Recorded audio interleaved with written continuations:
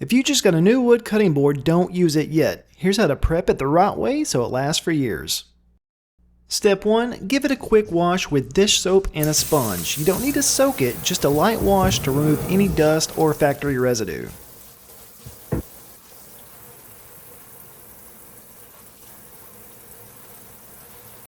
Step 2. Rinse it thoroughly, but never let a wood cutting board soak in water. A quick rinse like this is all you need. You'll know you're done rinsing when the soap is gone and the water runs clear.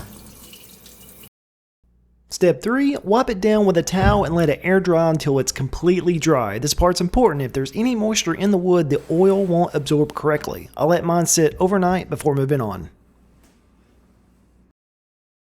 Next, we move on to step 4. Now that it's air dried all night, we're ready to apply the secret weapon, food grade mineral oil. I'm using a brand from Amazon, link in description, but any food safe mineral oil works. Pour a little onto the board and spread around with a paper towel. Make sure you cover the entire surface, top, bottom, and all the edges. Mineral oil is great for cutting boards because it soaks deep into the wood fibers and keeps the board from drying out or cracking. It's completely food safe, and unlike cooking oils, it won't leave behind a sticky residue.